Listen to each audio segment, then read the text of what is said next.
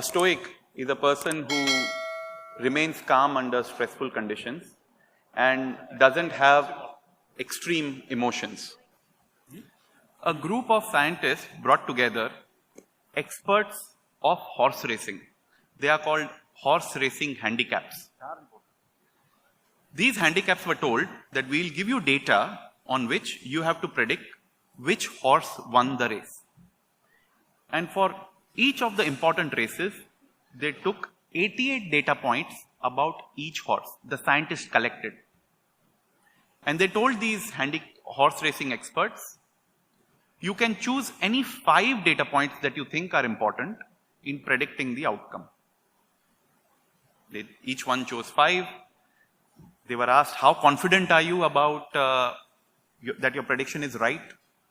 On an average, they were 19% confident. And when they actually analyzed how accurate were these guys, 17%, which is fair. 19% confident, 17% accurate. In the second round, they were asked, you can take 10 data points. In the third round, they were asked, you can take 20 data points. In the fourth round, they were asked, you can now take 40 data points about each horse. How do you think their accuracy would have gone? The accuracy flatlined at 17%. However, their confidence more than doubled. Beyond a point, just gathering data doesn't help. In fact, it turns into noise. It doesn't improve your accuracy, it improves your confidence. And in an investing world where most of the decisions are counterintuitive, imagine you're wrong about something and super confident that it is right. Isaac Newton. I found this chart from the internet. Isaac Newton was probably one of the best minds of that time. He was also an investor. He invested in a company called South Sea and made very good money. He got out with a profit. But then he was lured back in because his friends were investing and people are telling him, oh, this will go up further. And he again invested. And then ended up losing everything in his net worth in this.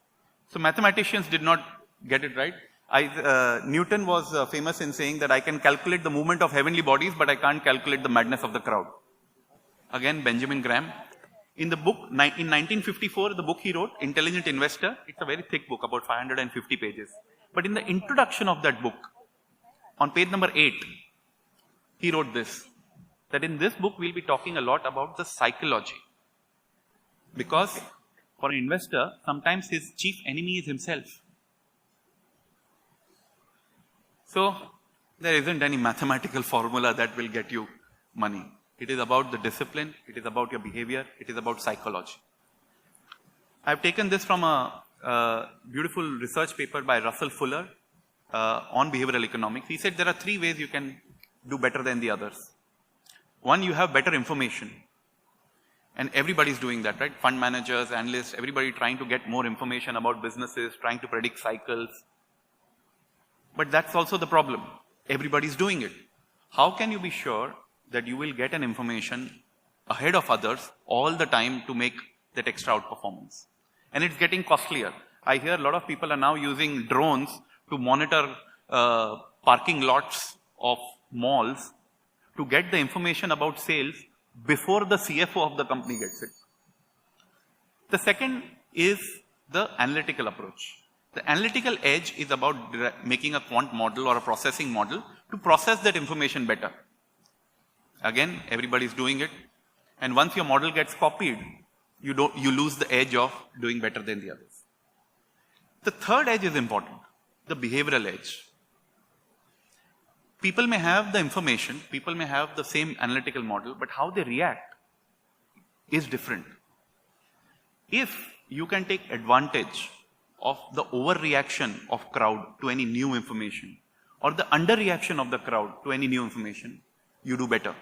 Plus, if you stop or you control your own emotions about greed, fear, regret, and invest better, you can have the behavioral edge. And under all these 3 edges, this is the edge that will last longer. And next to it is Warren Buffett having his McDonald's burger, right? And actually this picture is not very clear. You would find that there is a tray next to him which has the title too hard.